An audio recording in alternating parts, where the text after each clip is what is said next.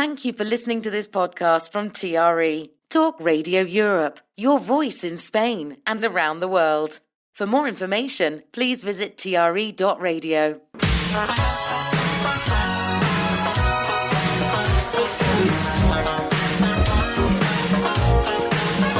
The Lifestyle Show. Selina MacKenzie. Our brains are incredibly adept at repair. The Me Nobody Sees. We create our own realities. A deep insight into mental health. This is indeed the Me Nobody Sees. It is our monthly mental health awareness programme. Today we are joined by three lovely ladies. Sandra Evely. Hi. Hi. Michelle Mack. Good afternoon. Good afternoon. And Gemma Lee Edelman. Is that the right way to say your surname? It is. Thank you. Wonderful. We are going to be concentrating on burnout today, but as always, if you want to get in touch with anything to do with mental health or mental health awareness, ask our experts any questions or just join in the conversation, you can give us a call on 952 78 4000. You can WhatsApp 645 99 67 95, or you can email studio@tre.radio. The Me Nobody Sees. A deep insight into mental health. Okie dokie. Well, we were just talking off air. I want to start with you, Gemma, because you are a coach. I am. I'm a social coach. A social coach. Yeah. Yeah, I was just saying, I immediately think of burnout as being when people are too busy at their jobs and stressed with family, etc., etc. But as we were all saying, there's lots of different types of burnout. There are. And, as we were just saying, so many people automatically link it to, kind of the work side and things getting too much and then our body shutting down because of the pressure and the stress. But as we were sharing just before when we were chatting, those same symptoms and sensations can come through in so many different areas of our lives, whether it be because, we've been through a huge loss, whether it be physical burnout because maybe we've got some kind of ongoing illnesses that are plaguing us and making things a little bit more difficult to cope with the day-to-day things that are happening in our lives. Yeah, different types of burnout. And that brings me to you, Michelle, because you've had your own form of burnout recently, haven't you, lovely? Yes. I suppose it's... how do you explain it? I wouldn't say it's grief burnout, but it is sort of grief burnout. I have, obviously, as some of you will know, lost my mum in the last 8 months, and immediately after her passing I had a series of things that I couldn't stop from happening, so I never had any opportunity to actually stop and grieve. And all of a sudden I found myself 6 months later down the line absolutely unable to cope with anything at all because I'd not dealt with what I'd needed to deal with, which was her loss, because I'd had so many other things to have to deal with. And yes, it was a kind of burnout, or it is a kind of burnout, and I just literally had to say, enough everybody, I can't do anymore. I need some time out, I need to step back, I need to concentrate and focus on myself and just deal with the things that I needed to or I had to on a day-to-day basis until I could slowly bring myself back to where I needed to be. And that included setting boundaries, giving other people things to do. There are many ways to deal with burnout, and not all burnouts affect everybody the same way or we have the same symptoms. For me, I was very, very physically exhausted. I just couldn't do anything. I had no energy. My brain was mush. And I think that tends to be the case for most people when they've got burnout. Is that a typical example of burnout, Gemma? I mean, I was just going to say, actually, that, quite often we think about the physical side of it, and it's not talked about enough, how, intense emotions can cause that almost physical breakdown of the body. Absolutely. And I mean, I can relate to that from the other level with the BPD and how things, all of us, our bodies can only tolerate so much. Exactly. And at some point, whether we're going through burnout, whether we're going through stress, whether we're going through depression, anything emotional has a knock-on effect on our physical being, and we will experience some sort of physical reaction to it. And Sandra, you and I both understand depression Totally. quite well. Oh, I've not got you up, love. Let me just do that. Just get a little bit closer to the microphone. That's it. Burnout can lead to depression. It can be the cause of depression, and then depression is so difficult to get out of. It does, and for me, the first time it really happened badly, as you're aware, I come on the programme afterwards. It was the worst thing I'd ever happened. I thought I'd fallen down a rabbit hole like Alice in Wonderland and had no comprehension what was happening, and eventually got on very strong antidepressants and come up. But it took a year. I mean, I didn't want to... Well, I was on suicide watch for a month, and tiredness was one of the major factors, and not being aware of anything around you. You could see something and you could step over it all the time because it didn't make any difference to you. And I had another little blip, I will call it a blip, last year. And I phoned my daughter just before Christmas when I was feeling better, and I said, I swept my path this week. And she went, hooray, Mum. It's a big step. And it was a big step. Yeah. It's massive. I don't think people realise how enormous the physical side of it is in that sense. And I think particularly, and please don't take this the wrong way, gentlemen, but particularly for women, often women are mothers, they're often working, they're often juggling more than one or two things at a time. So we'll often put that exhaustion down to something else and sweep it under the carpet and think, oh, well, I'm busy, I'm doing so much, I'm this and that. And it isn't actually. It's a really, really important sign that you should really look at. And if any gentleman out there doesn't agree, we'd love you to call or write in, because we don't get enough men contributing to this show. Absolutely. In the years we've been doing it, we've had one man join the panel, and we've had a few men messages from time to time, but it's normally women. And men get burnout Of too. course they do. I was just going to say that, actually, that a question that a lot of people ask me is, do I just work with women? Because, these things, they're just for women. It's not. Definitely not. It's definitely not. And I think that, men and women societally have different issues, different pressures. So, like Michelle was just saying, women, we tend to, keep the families together. We're busy being parents or aunties or, running our businesses, running households, and we're juggling so many things all at the same time that we forget to put the focus on ourselves because it's just constantly But we outside. also speak to one another. I was just going to say that. They don't. The I men agree, won't Sandra. speak about Yeah. it. They won't speak to one another. You might be able to speak on a one-to-one with a guy and draw a little bit out of him, but he won't speak to another fella about it because it's a sign of weakness. That's it. It's a shame, isn't it? Definitely for, older generations, and I don't mean old people, I just mean, my generation, I'm 43, my generation and above. Whippersnapper. Yeah, you're young. Why, thank you. I'll take that compliment. I think that you're right. I think that there's this huge pressure around men and men's mental health and what is allowed and what emotions they are allowed to feel, what emotions they are allowed to share with the world. And I think that is a huge pressure for them. And that is one of the things that, that they carry the weight of. Totally. However, I'll bring a little bit of hope to this.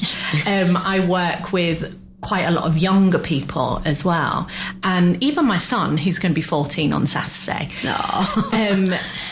I see such a huge difference. So for Valentine's Day at his high school, there was this big thing, and they could all buy carnations. So they could order in these carnations for whoever they wanted and these personalised key rings. And he ordered a key ring and a carnation for me, and a key ring and a carnation for his dad, for my husband. But he also bought 2 carnations for his 2 best friends. boyfriends. Wow. Brilliant. You know, and like they are so much more like they hug each other, and if they're having a bad time, it's like, don't worry, I do like it's all see gonna it be a lot. okay. I'm quite fortunate like you. I've got my youngest is 21. She's just finished university, and I feel that their generation, generally the guys are a lot more open, the younger guys. But there's also still huge problems within swathes of society with young men as well. We only have to look at the award-winning drama that's just been on Adolescence to see how things can manifest and when there aren't the right things in place. And it doesn't matter. You can be within a loving, nurturing environment and these things can still go wrong. I do think that we're getting better. People like, whatever you think of them, Prince Harry, Prince William, you know, some of the stars that the kids look up to, they're saying, you know, you've got to be more emotionally aware and emotionally intelligent. So I think that's helping the younger generation. There's more open conversations about it and about, you know, people's struggles with mental health. Because the reality is that, you know, it's just a spectrum. And we can all be on different parts of the spectrum at different parts of our lives, different moments in time. For women, different days of the month. You know, it fluctuates and life fluctuates. And, you know, the example that you gave before about sweeping the path, it is such a huge milestone. It was. In comparison to what was going on in your life at that time, you know, that is something to be celebrated. And so it's not about comparing ourselves to the rest of the world. It's not about looking at the list of things that we should be doing, but about sweeping the path. Yeah, exactly. Like if that is a huge thing for you, then you do it. And then you celebrate it, and you celebrate yourself, and you celebrate the achievement. I could walk over all the mess, and it was this time it was about 5 or 6 months. But each day I'd go out and have my coffee. I'd make myself get up, go and have my coffee. I'd make myself put makeup on and do all the normal things. Leave the house and go. What I couldn't do was put the cushions on my bed, and that's what first made me realise that something was wrong. For a week, I wasn't putting cushions on my bed, and then I'd get to the cafe and I'd sit with my Kindle, and all of a sudden my head would start to drop down onto the table, and I think, oh, what's wrong? Bless and then you. I'd have to go home and go to sleep for 2 hours, and it took me about 5 days to start to question it. 7 days, and I knew there was something wrong. And then I read up on the tablets that I still got from last time. They were still in date, and I thought before I even go to the doctors, I'm going to start on the tablets, which I did do, and so I'd already got a head start. And she said it was good, you recognised the symptoms. It's interesting. I've got in my notes about the fact that you know, self-awareness is a very big part of recognize. And sometimes, unfortunately, if we've never experienced anything like this, we don't have that self-awareness to I really do pick now. up on those symptoms. But if we don't, we're relying on friends, family, and people are saying things to you not necessarily out of bad, but out of good, because you're not seeing them yourselves. There's generally sort of this 80-20 rule. It's called the Pareto principle. Roughly 80% of the effects come from 20% of the causes. So believe it or not. So it's quite surprising. It's only it's not that much in our life that causes it, but the effects are huge. Yeah, it's interesting about you saying about antidepressants, because I've done a couple of interviews, and I did one, I think last week, it might have been this week, and this man was coming on, and it's very controversial, and SSRIs don't work, and it's not a chemical imbalance in your brain, and there's new research, etc. Rubbish. But it works for some people. They worked for me for 35 years. I've tried to come off them. For me. That hasn't worked. They've worked for you, Sandra. So it's not a one-size-fits-all. No, but I don't think anything to do with any of these related topics is a one-size-fits-all. Because look at us all sitting around here. We're not all the same size. Exactly. And one type of tablet might work for one person and might not work for another. I spoke to a guy, and he said to me, they don't work. And I said, well, did you go back and tell the doctor they didn't work? And he said, no. And I said, what did you do? He said, I threw them away. And I said, dear. I rest my case. Yeah. I said, go back to the doctor and explain they don't work. And I said, then get some more tablets. Because I said, if your car didn't work when you took it from the garage, you'd go back and say it doesn't work. So what's the difference? Your body's not working. Or try something else. I mean, it's not to say that tablets are right for everybody. It might be that they need CBT. It might be that they need counselling. It's just that you can't expect everyone to react to the same thing. There's not, as you say, there's not a one-size-fits-all There's solution. not. It's a popular subject because we've had quite a few WhatsApps in. We're going to take a break and then we'll come to them. So we'll be back on the other side. The Lifestyle Show, presented by Selina MacKenzie. This is the Me Nobody Sees. If you want to join in our conversation, this is how. To contact TRE, please call 952 78 4000. Email studio@tre.radio.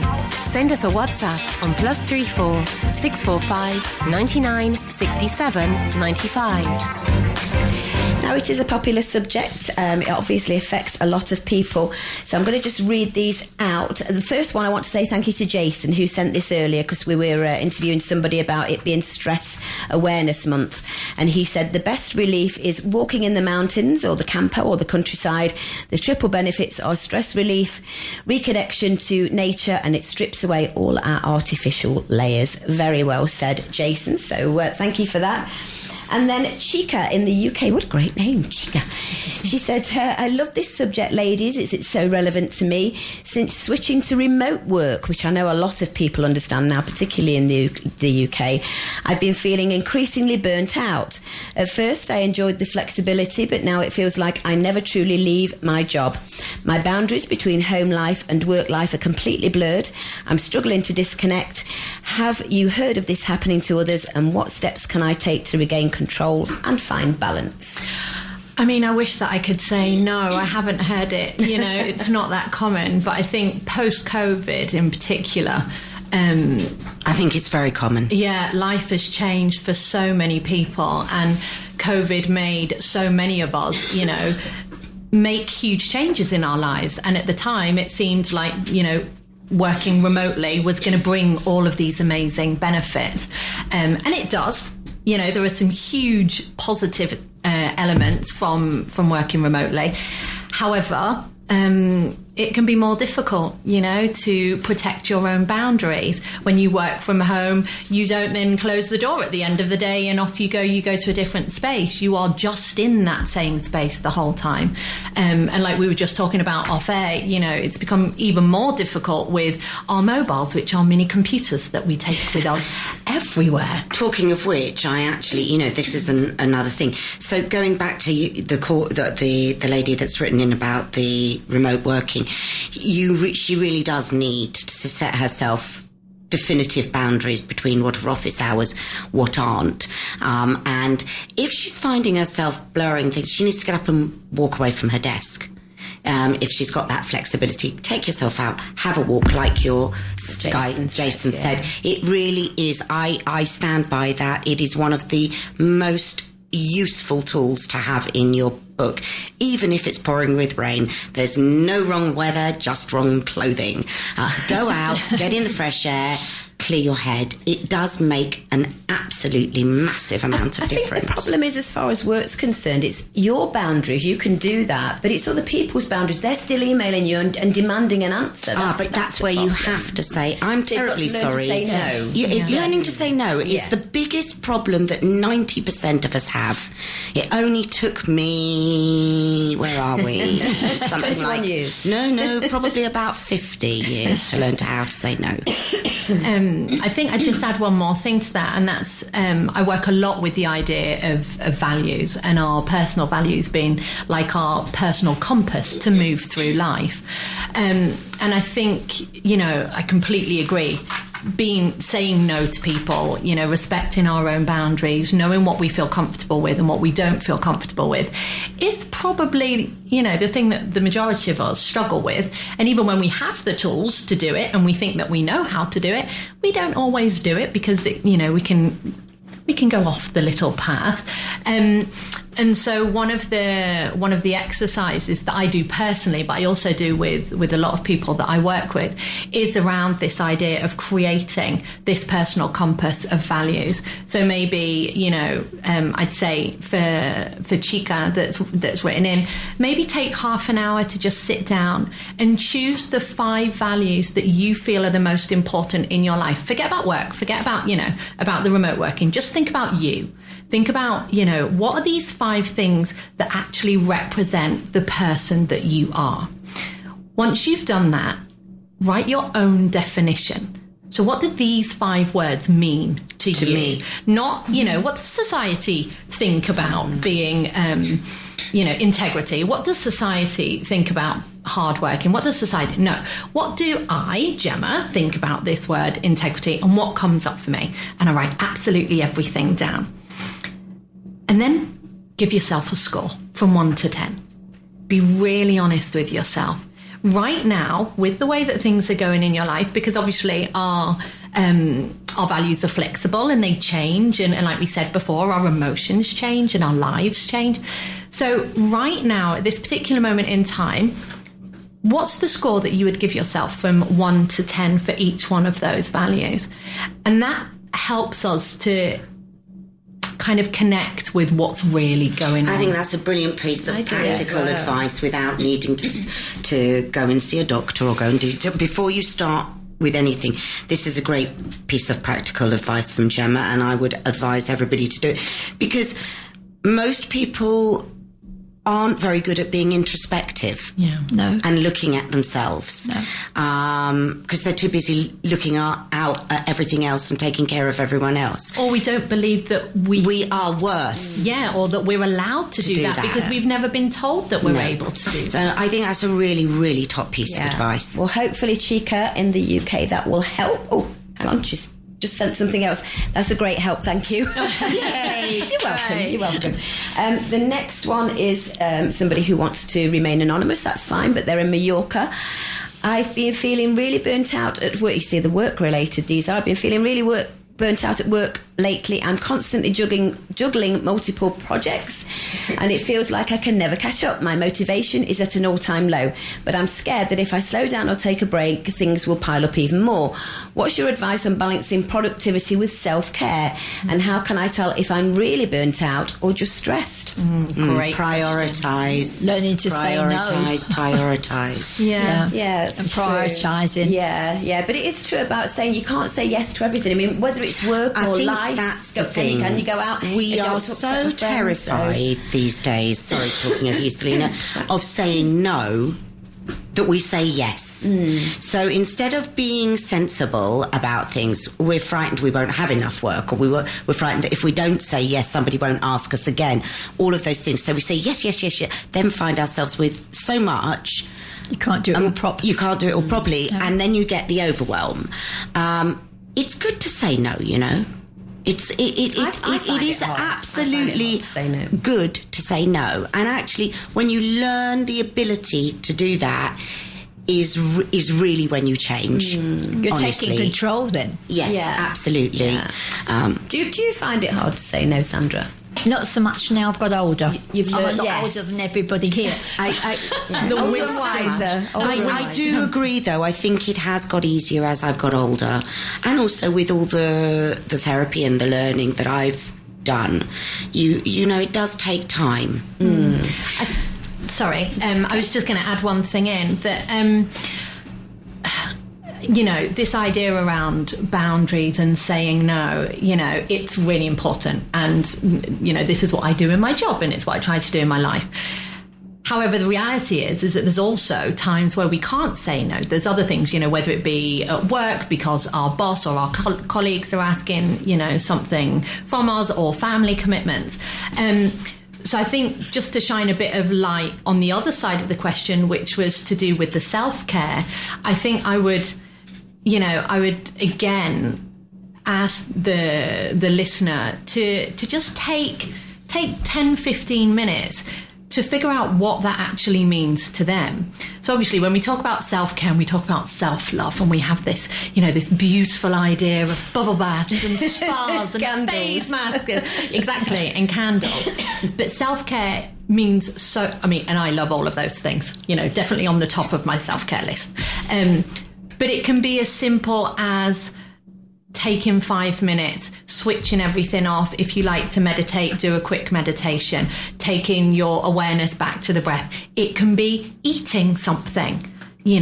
Ask yourself, what do I need right now? And really listen. Like yourself said, go for a walk. Exactly, go for a walk. Sometimes it's as simple as putting in a pair of earplugs and listening to music, great happy music for 10 minutes, and just switching off from everything.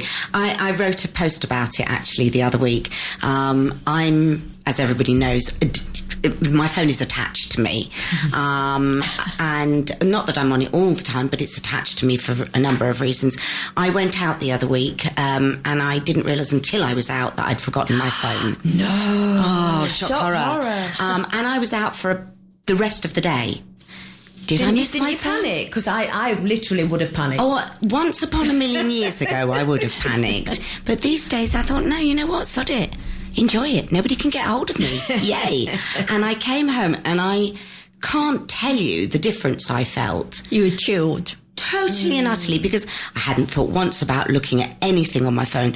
I knew no one could get hold of me. And if they really needed me that desperately, they'd have found a way. So, there are 1,000,001 different tricks we can do. Yeah. Interesting. And they don't all have to be these huge gestures. No, not at all. And that's what we forget. We think that, self-care or dealing with anxiety or dealing with burnout or dealing with depression, it's all about the big steps that we make. And of course they're important and they are great and they help.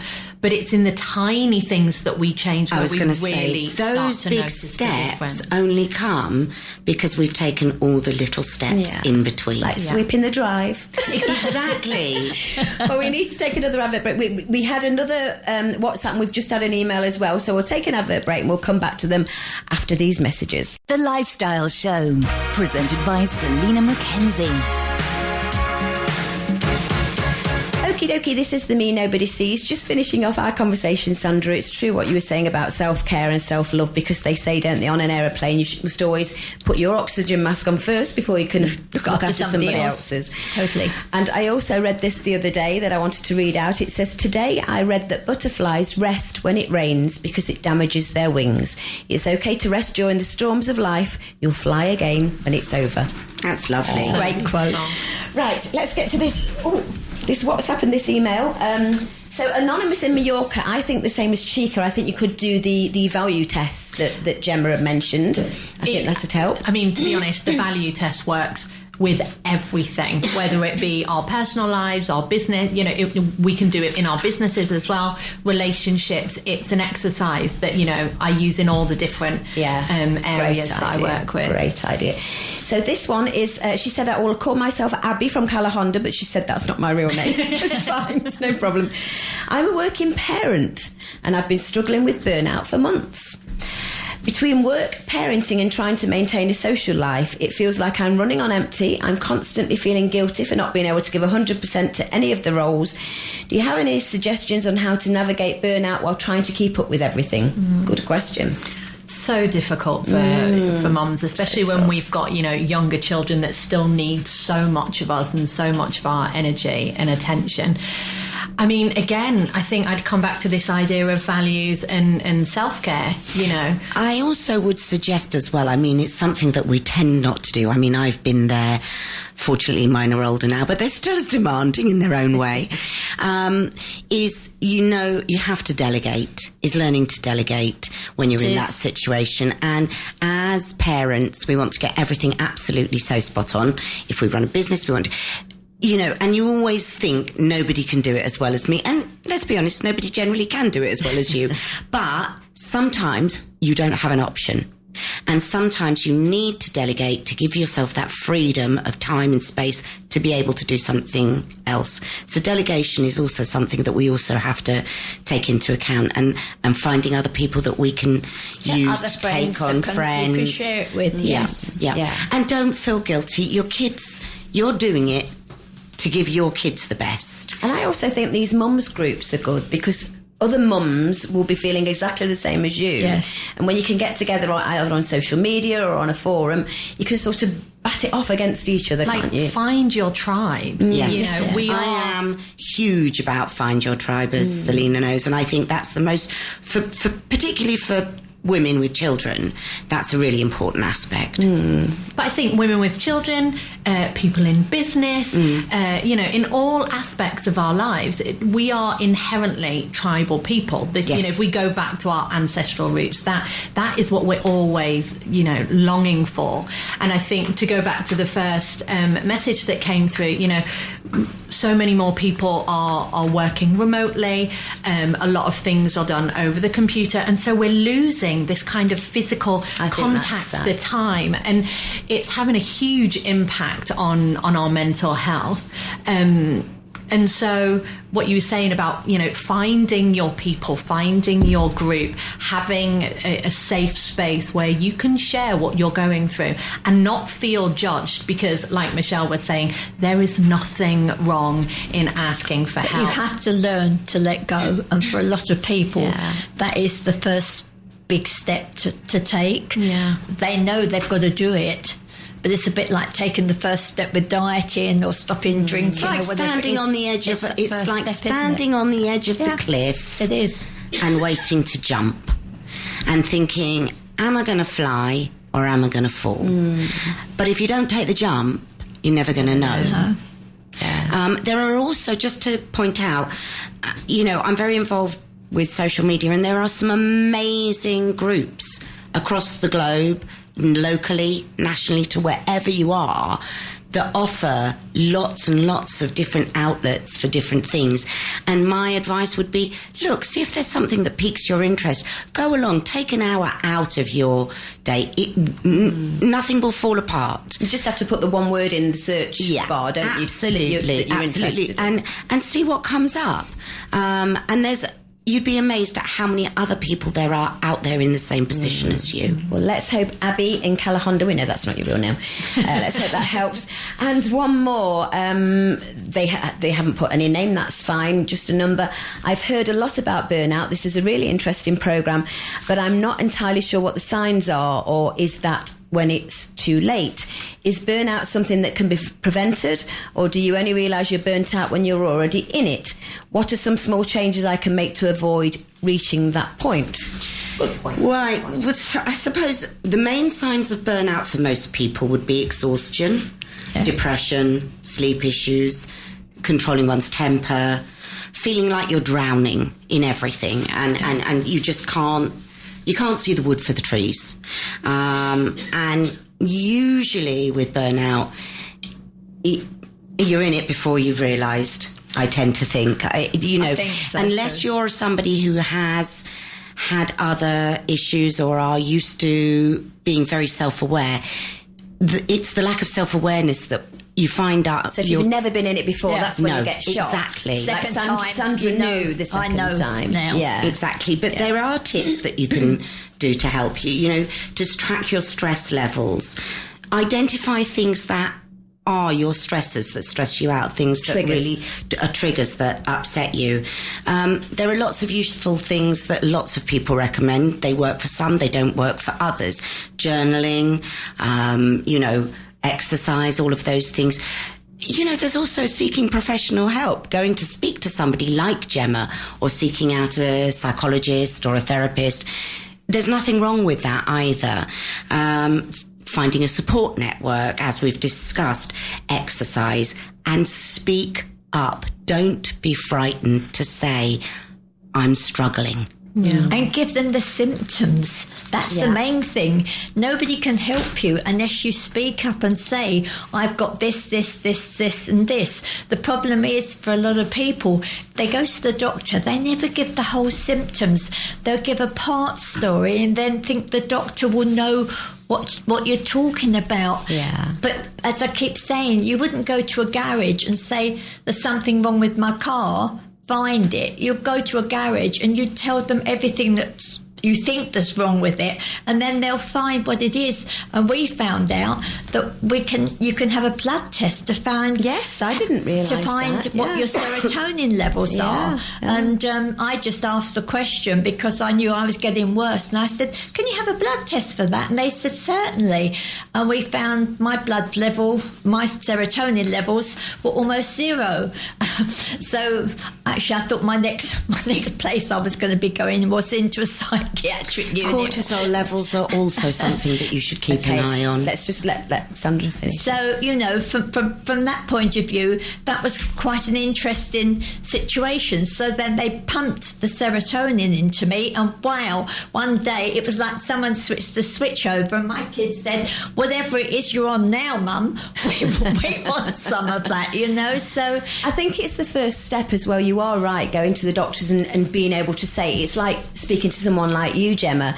It's not easy to pick up that phone and say, I think I might need help. People are a bit reticent to go to counsellors or coaches. So I think that is a tough thing to start doing. And if you do that, that's the first step.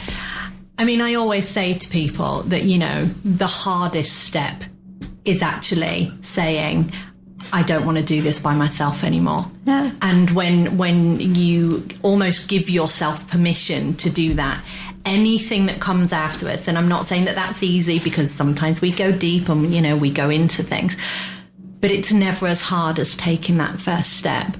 I think there's just one other thing that I'd add to the kind of symptoms of burnout, because I think that list is a brilliant list, and and anybody can look it up, and there's so much information out there nowadays, thankfully, about all of these types of things. But I think that for some people, they find it hard to actually put their finger on the symptoms. And so not everybody necessarily, because they don't have that self-awareness, or because they're not used to, or because it's just come out of the blue and you've no idea what the hell's going on, and I didn't used to be like this, and so everything becomes very foggy.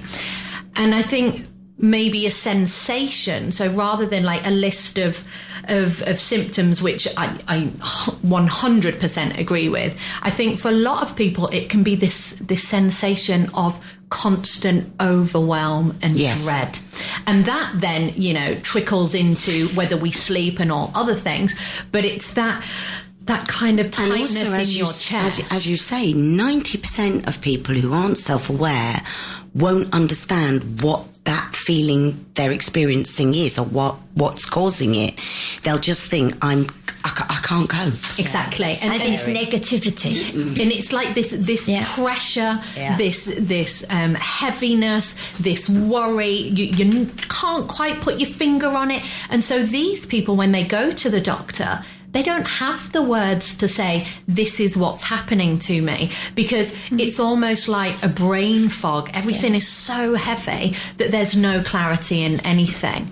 And so I think if, to go back to the question, if that's a sensation, if that's a feeling that you are having, the majority of the time, obviously we all feel overwhelmed at times, and we all feel like it's a bit too much, or a bit of brain fog, or sometimes we have sleepless nights. But if this is something that is ongoing and it's continuing, and you don't really know what to do, how to change things, that's probably a good sign that something isn't working. Yeah.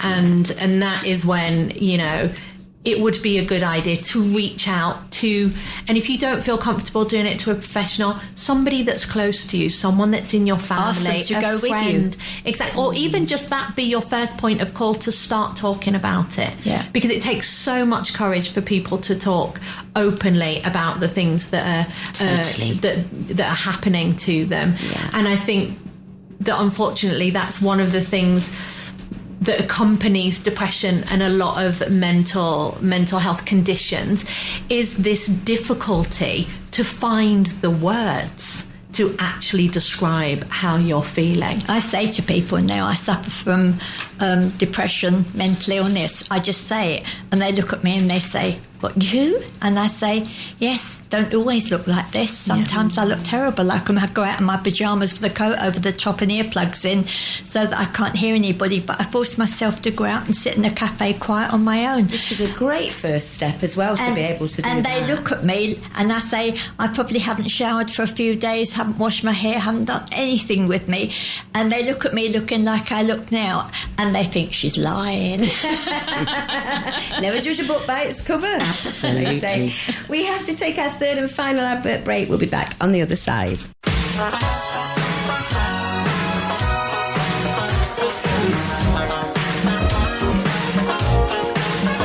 The Lifestyle Show. Selina MacKenzie. We're back with the final 10 minutes or so of the Me Nobody Sees.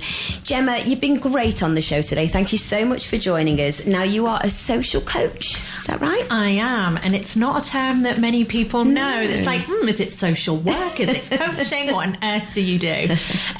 This is a type of coaching that came from, or basically it's based on humanist psychology. So it contemplates, I always use the idea of the image of a triangle. So we have obviously our cognitive health, the way that we think, the way that we process things, almost like our programming, the things that have been instilled in our brain.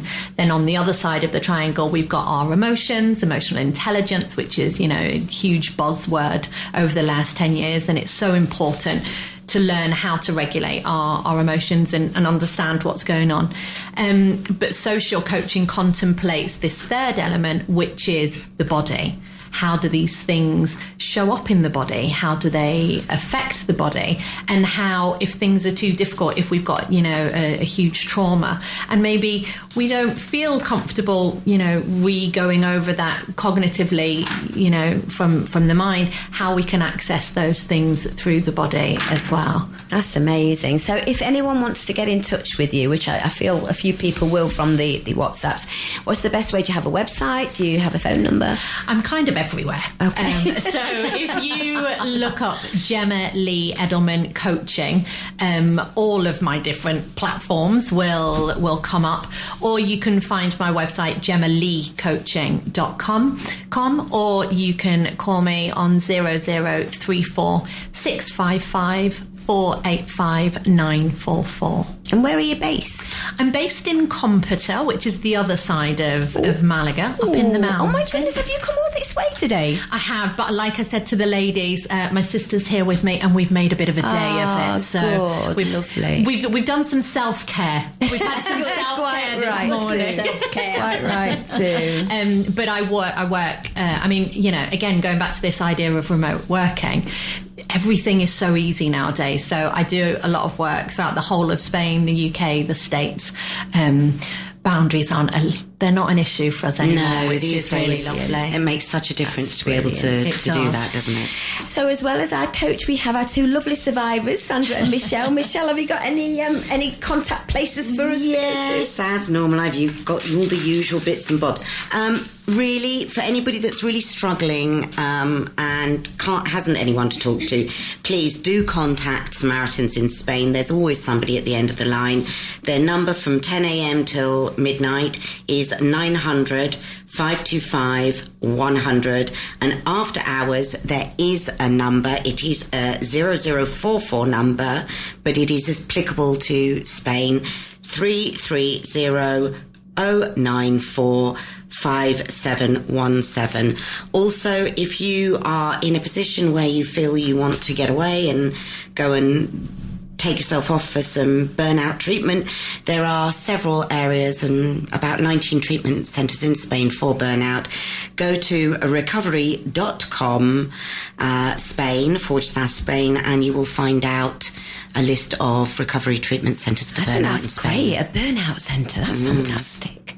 Me, I just get on a plane and go somewhere. Anyway. Just go to a spa. It is good though, and I think the word burnout, I think that's why we've had so many people write in, because it's not as daunting. If you say, well, yes, I suffer with depression, or I've got a psychosis, or I've got something else, but burnout, anyone can get burnout. So I think that the word burnout is good. It's a good word. It's all good. You know what I'm saying, don't you? It's a very all-encompassing term. I know what I mean. And people don't, they don't associate the negative connotation that they do, unfortunately, with so many with other, lots of other words. And they're all, we can all experience any of these things, and it doesn't mean that we are doing anything right, anything wrong, that we are good, we are bad. And so whatever we're going through, at whatever point of life that we're at, it's all okay. And there is normally, steps that we can take either alone or with the help of somebody that can help us to move forward and, get to a different place. We've all got mental health. We all do. Whether we like it or not. We're all just mental, really. There is that. And Sandra, it's lovely to see you, and you're doing okay. I'm doing great. What I did was people started to notice, including my family, that I was starting to become very insulated. I wouldn't go out. I was happy with my Kindle, was my best friend, and the coffee shop, and I would sit down there for hours and read and just come back to the house, and I was happy doing that. But I was starting not to mix with people. So one of my close friends was the president of ICE, the International Club of Estepona, and she said, why don't you just come down on Thursday and have a coffee? Nice as pulled the face. She'd gone, just come down now and again. Well, it's ended up with me redesigning all their Christmas decorations last year. And on the 19th of June, I'm doing the Ascot Ladies' Day afternoon tea, and I'm totally encompassed in it, which was really the best thing that could have happened, that they recognised it, and I picked up on it, and I'm helping everybody and chatting away. It's giving you and a purpose turned now. me completely around. I still have my Kindle, and I still like to go and have my cake and coffee every day. And have you still got your Christmas tree up 24/7? I have. It's Easter at the moment. We've just done Valentine's. And after Easter, it'll be summer tree. Yes, I still have my Christmas tree up. Oh, bless you. Bless you. Well, thank you, ladies, so much. Give yourselves a round of applause.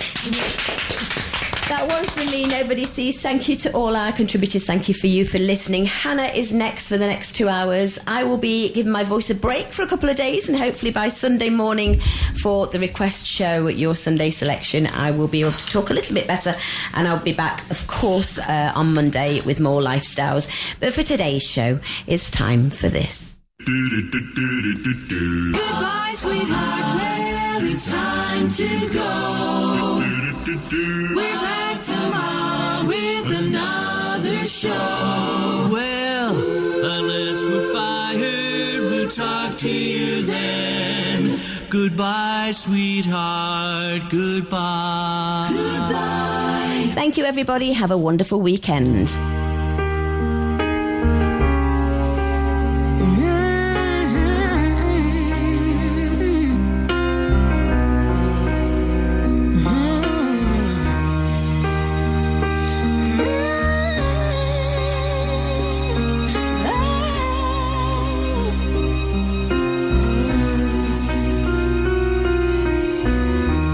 Every day is so wonderful and sudden.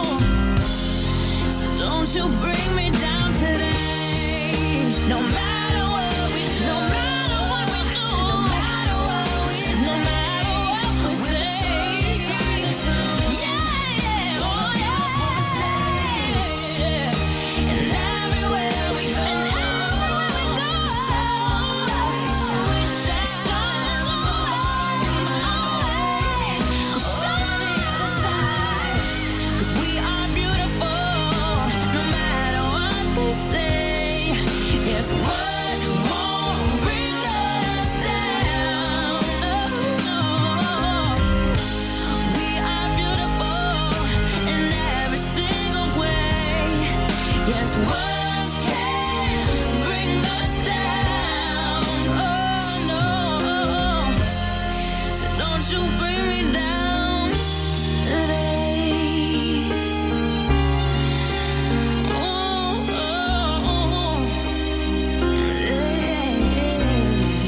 don't you bring me down.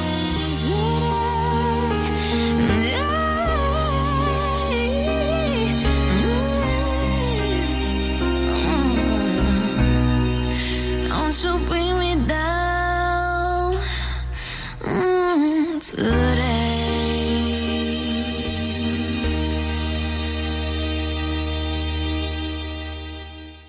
You've been listening to a TRE production. If you've enjoyed this program, there'll be another episode waiting for you next week, right here on this platform, where you can also access our extensive back catalogue of shows and interviews. For more information on our live programming, social media channels and apps, and how to contact Talk Radio Europe, please visit tre.radio.